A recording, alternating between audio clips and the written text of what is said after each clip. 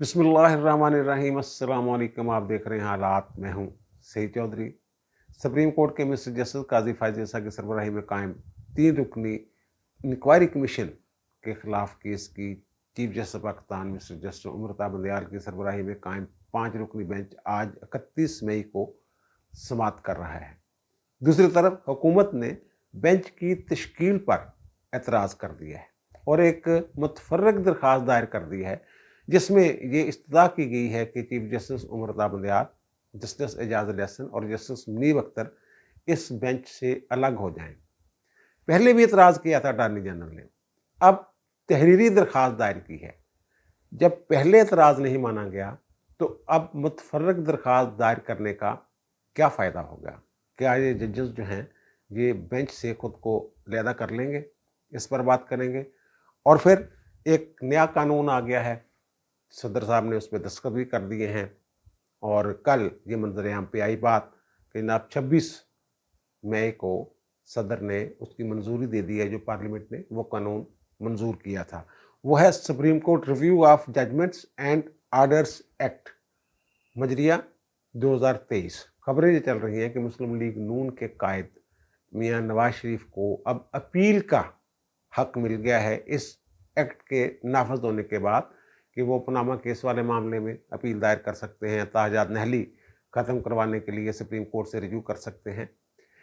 ये कानून जो नया आया है इसमें, और जो पहला कानून था supreme court practice and procedure act जो मुअत्तल किया हुआ है 8 रुकनी बेंच ने, इन दोनों में क्या फ़र्क है? बज़ाहिर एक चीज़ तो यही लग रही है कि जनाब अपील फाइल हो सकती है, ये भी कह रहा है वो भी कह रहा है।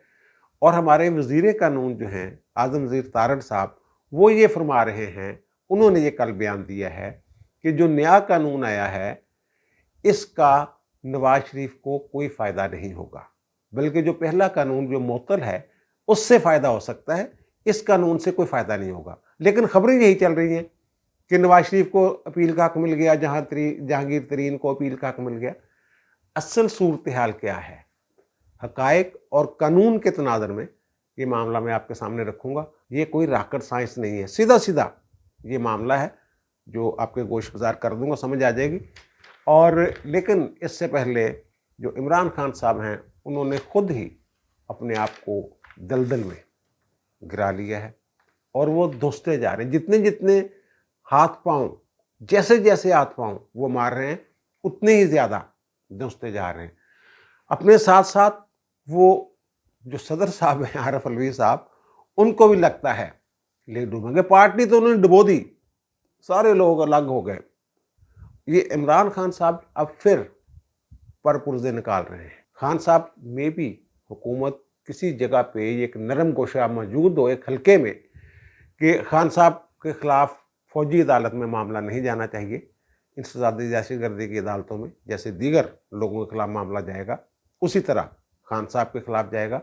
लेकिन खान साहब अपनी हरकतों से मजबूर कर रहे हैं उन लोगों को, क्योंकि जो एस्टेब्लिशमेंट है जिनके ऊपर अटैक हुआ है वो किसी को माफ़ करने के लिए तैयार नहीं। ये मैं बार बार कह चुका हूँ, ये फैसला हो चुका हुआ है। वो अपने बंदों को माफ़ करने के लिए तैयार नहीं है। खान साहब तो फिर रांदा दरगाह है।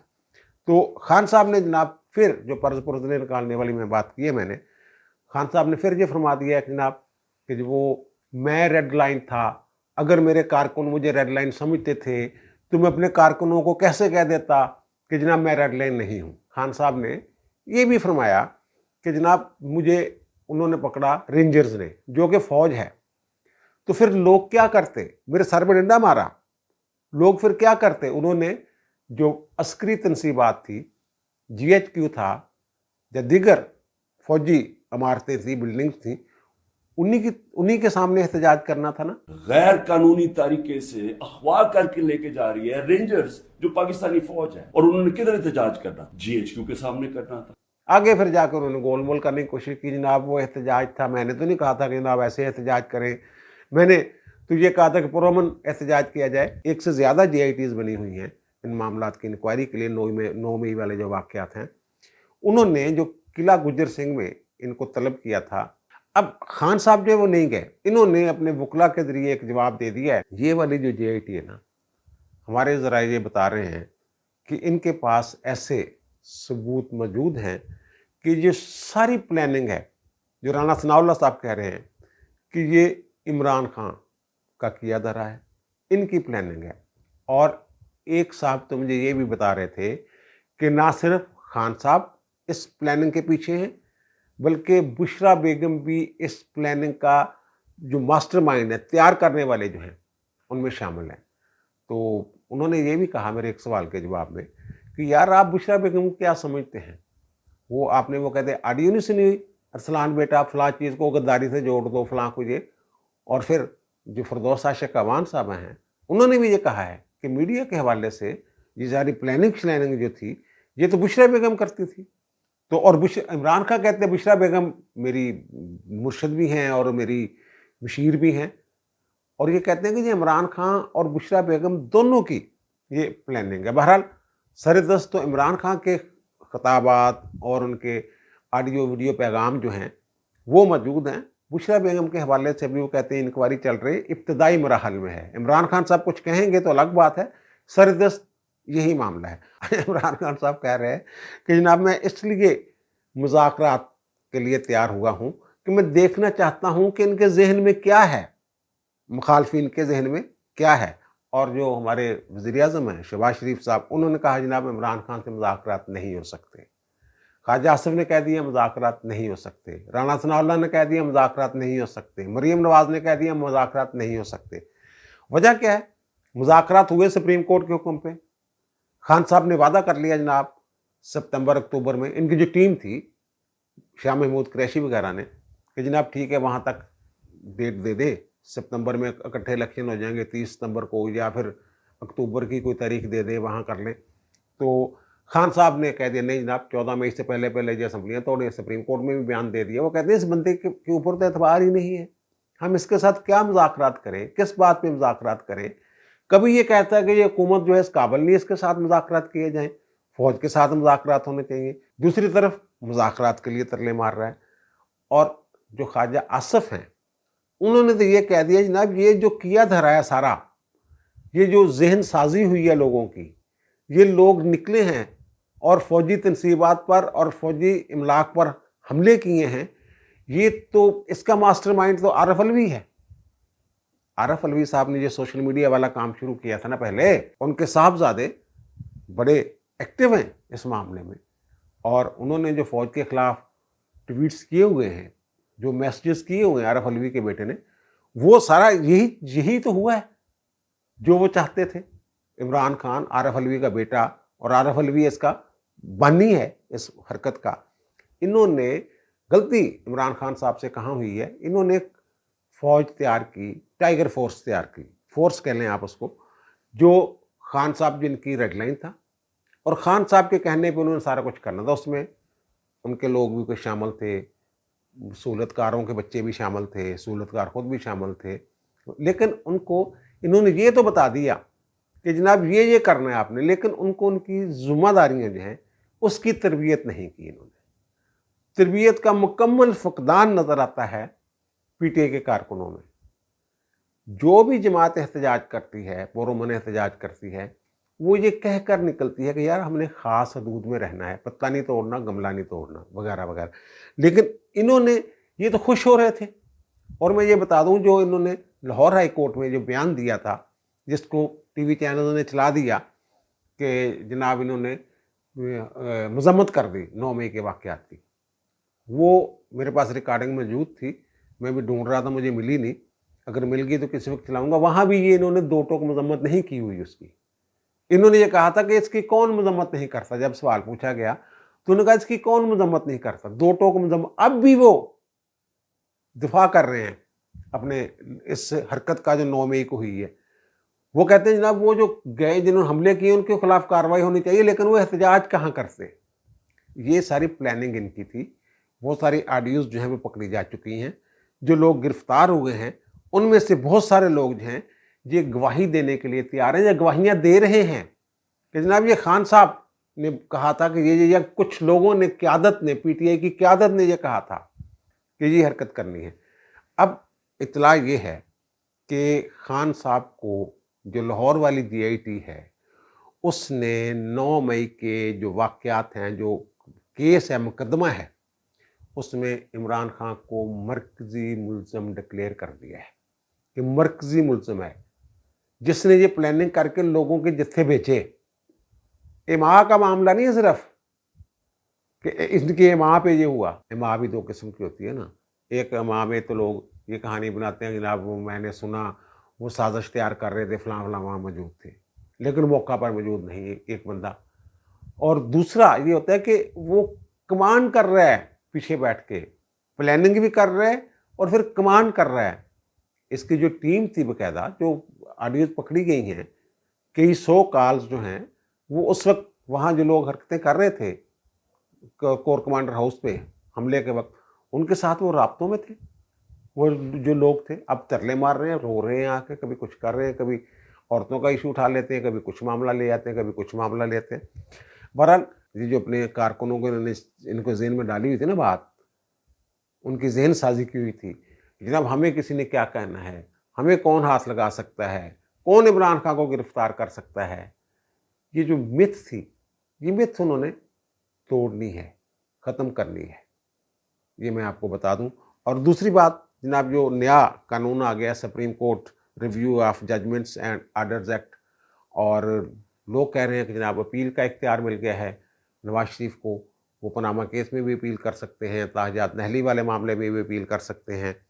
اور جو وزیر قانون ہیں وہ کہہ رہے ہیں کہ جناب نہیں, اس قانون کا کوئی فائدہ نہیں ہوگا نواز شریف کو, اگر فائدہ ہوگا تو وہ پریکٹس اینڈ پروسیجر ایکٹ جو معطل کیا ہوا ہے 8 رکنی بینچ نے اس سے فائدہ ہوگا. ان دونوں قوانین میں فرق کیا ہے پہلے تو یہ سمجھ لیں آپ. جو پریکٹس اینڈ پروسیجر ایکٹ ہے اس میں جو اوریجنل جوریڈکشن ہے سپریم کورٹ کی 184 سب آرٹیکل 3 جس کے اندر سو موٹو وغیرہ بھی لیتے ہیں, ڈائریکٹ آئینی درخواستیں جو ہیں وہ بھی سنتی ہے سپریم کورٹ. اس میں انہوں نے یہ کہا کہ ایک تو بینچوں کی تشکیل کا کہا ہے انہوں نے کہ بینچوں کی تشکیل کے لیے ایک 3 رکنی کمیٹی ہوگی, چیف جسٹس اور 2 سینئر ترین جج. اور دوسرا انہوں نے یہ کہا تھا کہ جناب جو اوریجنل جوریڈکشن کے مقدمات ہیں ان پہ رائٹ آف اپیل ہوگا. وہ ہم آپ کو دکھا رہے ہیں اسکرین پہ کہ وہاں رائٹ آف اپیل دیا گیا ہے کہ اپیل کا حق ہوگا. جو ریویو ہوتا ہے نا اس کا تو اسکوپ بڑا محدود ہے کہ کوئی اگر سکم رہ گیا ہے بنیادی فیصلے میں تو صرف اس کی حد تک نظر ثانی کرتا ہے, اور وہی بینچ بیٹھتا ہے جس نے پہلے سنا ہوتا ہے, اور وہی وکیل ہوتا ہے. پریکٹس اینڈ پروسیجر ایکٹ میں انہوں نے یہ ترمیم کر دی رولز میں. وہ کہتے ہیں کہ جناب یہ پارلیمنٹ کے پاس اختیار ہے جو سپریم کورٹ اس قانون کے تحت جو نظر ثانی والا قانون ہے وہ کسی قانون کے تابع سپریم کورٹ رولز جو ہیں وہ بنائے جاتے ہیں. وہ کہتے ہیں قانون ہم نے بنا دیے, یہ پارلیمنٹ کا نقطہ نظر ہے. اور اس میں انہوں نے ایک تو یہ کہا کہ لارجر بینچ بنے گا, اور دوسرا یعنی جو پہلے بینچ تھا اس سے بڑا بینچ بنے گا, دوسرا وکیل نیا ہو سکتا ہے. اور یہ اپیل کا حق دے دیا پریکٹس اینڈ پروسیجر ایکٹ میں, اپیل کا لفظ استعمال کیا انہوں نے. اور اپیل میں پھر کیس جو ہے وہ جو بنیادی کیس ہے اس کا بھی دوبارہ جوڈیشل ریویو ہوتا ہے. یہ اس میں معاملہ تھا. اور وہ کمیٹی والے معاملے میں چیف جسٹس ذرا ناراض ہو گئے اور انہوں نے وہ حکم امتناعی جاری کر دیا, جس کے بعد انہوں نے supreme court review of judgments and orders act جو ہے یہ جاری کیا. صدر صاحب نے بھی اس پہ سائن کر دیے. اس کا مطلب یہ ہے کہ صدر صاحب کو یہ سمجھ آ رہی ہے کہ جیسے نیب آرڈیننس میں جو ترمیم ہے اس کے سب سے بڑے بینیفیشری اب تک جو ہیں وہ عمران خان صاحب ہیں, تو یہ جو ایکٹ نیا بنا ہے اس کا بھی ہو سکتا ہے کسی وقت بینیفٹ ہو عمران خان کو. اس لیے انہوں نے جس دن گیا وہ ان کے پاس بل پاس ہو کے تو انہوں نے اسی دن اس کی منظوری دے دی اور وہ قانون کی شکل میں نافذ ہو گیا, گزٹ نوٹیفکیشن اس کا جاری ہو گیا. اب جو supreme court review and judgments order ہے اس میں وہ ہم آپ کو سکرین پہ دکھا رہے ہیں. انہوں نے یہ کہا ہے کہ یہ جو سکوپ محدود تھا نظر ثانی کا اس کو ہم وسیع کر رہے ہیں, سپریم کورٹ کے اختیارات میں اضافہ کر رہے ہیں. یہ وہ کہہ رہے ہیں قانون بنانے والے, پارلیمنٹ جو ہے وہ یہ کہہ رہی ہے. وہ یہ کہہ رہے ہیں کہ ریویو میں یہ ریویو اسی طرح کا ہوگا جیسے اپیل ہوتی ہے, لیکن ہوگا ریویو ہی, اپیل نہیں ہوگی. یہ ہوگی نظر ثانی کی درخواست تھی, اور وہ فیکٹس اور لا جو قانون ہے ان میں جو بنیادی فیصلے میں سکم رہ گئے ہوں گے ان کا دوبارہ جو ہے وہ عدالتی جائزہ جو ہے وہ لیا جا سکے گا. یعنی جو procedure and practice and procedure act ہے اس میں اپیل فائل کرنے کا اختیار دیا گیا تھا، وہ معطل ہے. انہوں نے اس کا جو سکوپ ہے وہ بڑھا دیا ہے کہ جو آئین کے آرٹیکل 184 سب آرٹیکل 3 یعنی کہ جو اوریجنل جیورسڈکشن والے معاملات ہیں جو ڈائریکٹ سپریم کورٹ سنتی ہے سو موٹو سمیت، نظر ثانی میں وہ تمام معاملے کا جو بنیادی کیس میں دوبارہ اس کو ایگزامن کر سکتی ہے. عدالت دوبارہ اس کا جائزہ لے سکتی ہے. جیسا کہ الیکشن کمیشن کی جو درخواست چل رہی ہے، نظر ثانی کی درخواست چل رہی ہے پنجاب میں الیکشن کے حوالے سے، جناب اپنے فیصلے پہ آپ نظر ثانی کریں. آپ کو تو اختیار ہی نہیں تھا ڈیٹ دینے کا 14 مئی کا.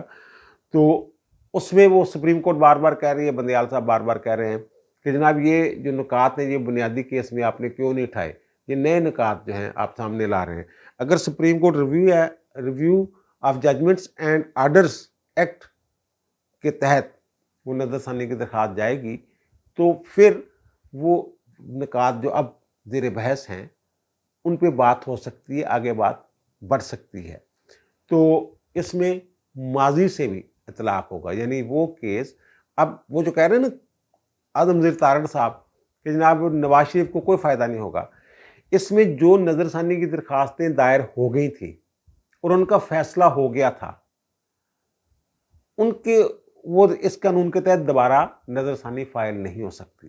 لیکن اگر کیس ہو گیا، کوئی فائل ہو گیا، فیصلہ ہو گیا اور نظر ثانی فائل نہیں کی گئی اور ٹائم گزر گیا تو وہ کلوز چیپٹر نہیں سمجھا جائے گا. وہ نظر ثانی اس قانون کے تحت دائر ہو سکے گی. وہ کہتے ہیں وزیر قانون صاحب کہ جو پاناما کیس تھا اس میں نواز شریف نے نظر ثانی فائل کر دی تھی اور نظر ثانی فائل ہو گئی، اس کا فیصلہ بھی ہو گیا، مسترد ہو گئی تھی، تو اب وہ نظر ثانی فائل نہیں کر سکتے اس میں. یہ بالکل ٹھیک بات ہے، یہاں تک ٹھیک ہے. اور دوسری طرف لوگ کہتے ہیں کہ جو 62(1)(f یعنی صادق اور امین والا 62(1)(f کے تحت ان کو سزا دی تھی نا کہ جناب یہ نواز شریف صاحب جو ہیں وہ جھوٹے ہیں اور امانت دار نہیں ہے وغیرہ وغیرہ، اسی بنیاد پہ ہوا تھا 61. اور پھر اس کی تشریح کی گئی تھی 62(1)(f کی کہ کیا یہ تاحیات نااہلی ہے یا ایک مرتبہ نااہلی ہے. تو لوگ یہ کہتے ہیں کہ اس کی ریویو پٹیشن 62(1)(f کی جو ریویو پٹیشن ہے وہ فائل نہیں کی گئی تھی، اس کا فیصلہ نہیں ہوا تھا. تو اب اس نئے قانون کے تحت اس کی ریویو پٹیشن نظر ثانی کی درخواست جو ہے وہ دائر کی جا سکتی ہے. اب حقیقت یہ ہے، زمینی حقیقت، جو 62(1)(f تھا نا فیصلہ، یہ 2010 سے پینڈنگ تھا کیس. یہ نواز شریف سے پہلے کا کیس تھا. یہ 62(1)(f کی تشریح والا معاملہ ہے نا کہ اس سے کتنی دیر کی نااہلی مراد ہے. تو یہ 2018 میں میرا خیال اس کا فیصلہ ہوا تھا، ثاقب نثار صاحب نے کیا تھا. یہ 5 رکنی بینچ تھا. ثاقب نثار صاحب تھے چیف جسٹس، ہیڈ کر رہے تھے. عمر رضا بدیال صاحب تھے، عظمت سعید صاحب تھے، اعجاز علی احسن صاحب تھے، سجاد علی شاہ صاحب تھے. 5 رکنی بینچ تھا. اس بینچ نے نوٹس جاری کیا تھا نواز شریف کو. 2 مقدمات میں نواز شریف فریق نہیں تھے اور دونوں میں سپریم کورٹ نے نوٹس جاری کیے تھے کہ اگر آپ اس میں فریق بننا چاہتے ہیں تو بن جائیں. یہ فروری 2018 میں پیش ہوتے ہیں اعظم وزیر تارڑ صاحب نواز شریف کی طرف سے، اور وہ کہتے ہیں وہاں پیش ہو کے تحریری لکھا ہوا چند سطریں ہیں وہ پیش کرتے ہیں، پڑھتے ہیں عدالت میں، جس میں نواز شریف صاحب یہ کہہ رہے ہیں کہ جناب میں اس کیس میں فریق نہیں بننا چاہتا. یعنی 62(1)(f جس کی یہ بات ہو رہی ہے کہ نواز شریف نظر ثانی کی درخواست دائر کر سکتا ہے نئے قانون کے تحت، وہ اس میں فریق ہی نہیں تھے. عدالت نے کہا تھا فریق بن جاؤ، لیکن انہوں نے کہا تھا جناب میں اس میں فریق نہیں بننا چاہتا. اگر میں فریق بننا چاہتا تو سب سے پہلے بینچ کے 2 ارکان یعنی عظمت سعید اور اعجاز الاحسن پر اعتراض کرتا کہ پاناما کیس میں وہ اپنا ذہن جو ہے وہ میرے خلاف ظاہر کر چکے ہوئے ہیں، وہ فیصلہ دے چکے ہیں. اور انہوں نے یہ بھی کہا تھا کہ میں اس کیس میں اس لیے بھی فریق نہیں بننا چاہتا کہ میری وجہ سے کہیں دوسرے لوگ جو بیچارے ہیں ان کا کیس نہ خراب ہو جائے، کوئی تعصب کا، عدالتی تعصب کا شکار نہ ہو جائے، اس لیے وہ فریق نہیں بنتے. یعنی وہ नवाज शरीफ 62(1)(f की तशरीह वाले मामले में रिव्यू पिटिशन फाइल नहीं कर सकते, एक बात। और दूसरी बात, ये जो इनको हटा दिया था ना उन्होंने पार्टी की सदारत से, 3-4 दरखास्तें थी कि जनाब ये नाअहल हो गए थे, पार्टी की सदारत के लिए भी नाअहल हो गए हैं, तो पार्लियामेंट ने कानून बना दिया था जिसके तहत नवाज शरीफ जी की जो एक बंदा नाअहल भी हो जाए किसी वजह से तो पार्टी का हेड रह सकता है। तो उसके खिलाफ ये दरखास्तें थी, तो वो जो बेंच था उन्होंने भी नवाज शरीफ को बुलाया था, तो नवाज शरीफ ने कहा जनाब मैं इसमें भी फरीक नहीं बनना चाहता, ये पार्लियामेंट ने कानून बनाया है और हुकूमत ज़ाहिर है फिर फरीक है वजारत कानून वगैरह। और दूसरा, मुझे मेरी जमात जो है उसने मुंतखब किया है नून लीग ने, और नून लीग फरीक है, वो खुद ही अपना दिफा कर लेगी, मैंने नहीं आना इसमें। तो ये दोनों केस जो है इनमें नवाज शरीफ नहीं कर सकते। अब जो इनकी पार्टी वाली क़यादत वाला मामला है वो तो नून लीग नज़रसानी फाइल कर सकती है। जो दूसरा है 62(1)(f की तशरीह वाला ताहियात नहली वाला मामला, पनामा वाले में नहीं कर सकते। 62(1)(f वाला वो जो 2010 से जिन लोगों की दरखास्तें थी जो तशरीह मांग रहे थे वो नज़रसानी फाइल कर सकते हैं आप। और इसमें वो कह भी चुके हैं बंदयाल साहब फैसल वापडा केस में कि जनाब ये ताहियात नहली जो है ये तो ड्रैकोनियन लॉ है, ये तो काला कानून है, तो ये अब इसकी कानूनी पोजीशन है। वो ठीक कह रहे हैं जो आज़म वज़ीर तारड़ साहब हैं, लेकिन दूसरी तरफ 62(1)(f दूसरे फरीक तो जा सकते हैं ना उसमें जो मुतासर हुए थे। इसमें और कौन से केस आएंगे? 63A की तशरीह जो रीराइट कर दिया था इन्होंने बंदयाल साहब की अदालत ने कि जनाब जो बंदा वोट देगा अपनी पार्टी की मर्जी के बगैर तो उसका वोट ही नहीं गिना जाएगा तहरीक अदम एतमाद में या अदम एतमाद की तहरीक में।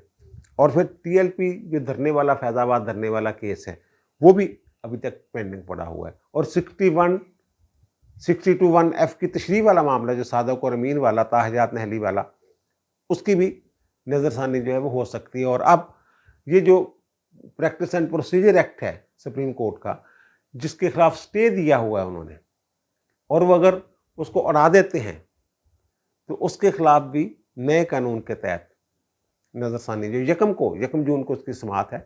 और मे भी उसमें ये जो नया कानून आया है supreme court review of judgments and orders act, मे भी इसको भी किसी हिटलाएं बीच में कि ना ये भी ठीक है। लेकिन वहाँ अदालत में तो चीफ जस्टिस साहब ने इसकी ज़ाहिर सताइश भी की और मान भी लिया, और बेंच ज़ाहिर है वो नया कानून आ गया था तो वो जो बेंच बैठा हुआ था नज़रसानी के लिए तो उससे फिर उठना पड़ा, वो उठ गए। अब जो चीज़, हाँ इसमें एक और भी चीज़ है, वो कहते हैं जनाब ये जो इख्तियारात जो है वो उसमें इजाफा ही हुआ है, कम तो नहीं है ना, और किसी का कोई बुनियादी हक भी मुतासर नहीं हुआ इस कानून से। और फिर इसी तरह जो हाई कोर्ट्स हैं उनमें जो 199 के तहत मुकदमात के फैसले सिंगल जज करते हैं, तो इंट्रा कोर्ट अपील का जो इख्तियार है वो भी रिफॉर्म्स एक्ट 1972 के तहत दिया गया है कि उसी तरह का कानून है। और मुंदोखेल साहब और हसन नज़र रिजवी साहब के दरमियान जो फड्डा हुआ था वो भी इसी नौइयत का था। जनाब ये अगर 199 के तहत ये हो सकती है अपील इंट्रा कोर्ट, तो ये 184 के तहत क्यों अपील नहीं हो सकती इंट्रा कोर्ट अपील। तो बहरहाल जो नया कानून आया ना नज़रसानी का, वसीतर नज़रसानी का कह लें आप, इससे बराह रास्त नवाज शरीफ फ़ायदा नहीं उठा सकते, लेकिन इनडायरेक्टली बिलवास्ता तौर पे उनको इस कानून से फ़ायदा होगा, सीधी सी बात है।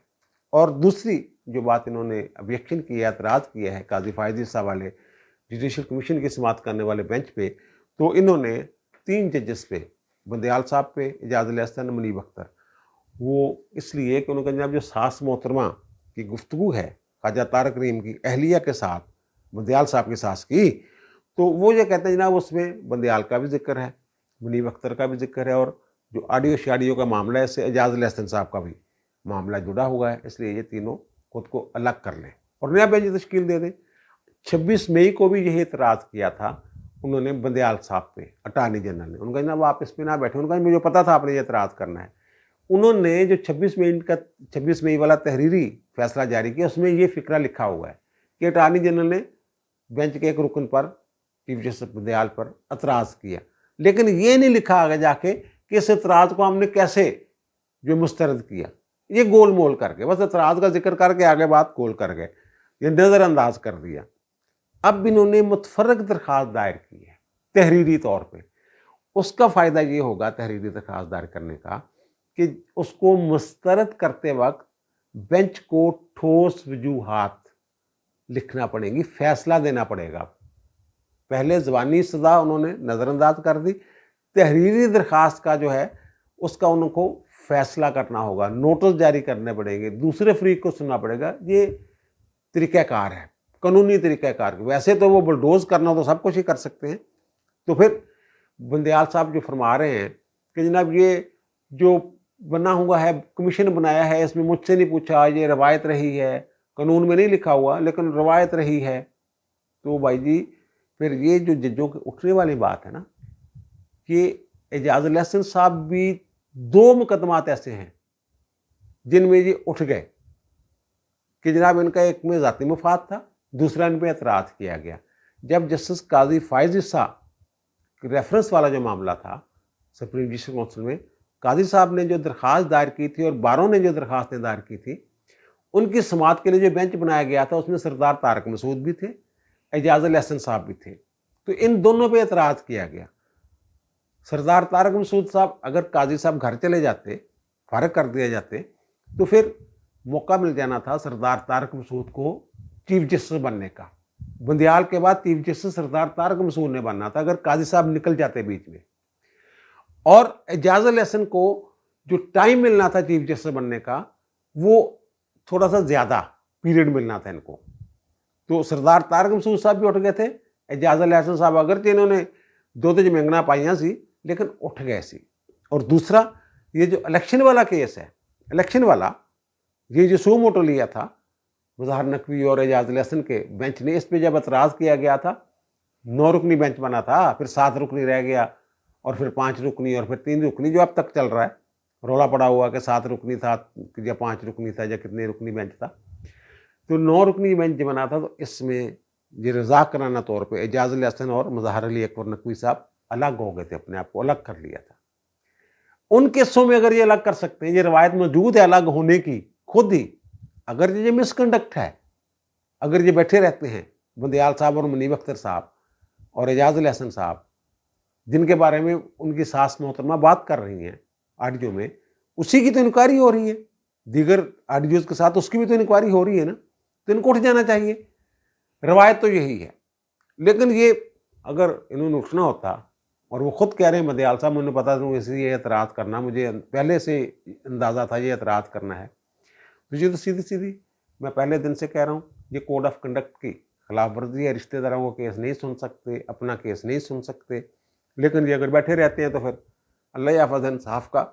مجھ تک جو اطلاعات مل رہی ہیں اٹارنی جنرل آفس کے حوالے سے، کہ وہ یہ ہیں کہ جناب اس میں رولا شولا کافی پڑنا ہے، اور امید کی جا رہی ہے حکومت کی طرف سے کوئی انفارمیشن ہوگی ان کے پاس کہ یہ ججز جو ہیں یہ بینچ سے علیحدہ ہو جائیں گے اور نیا بینچ بنے گا.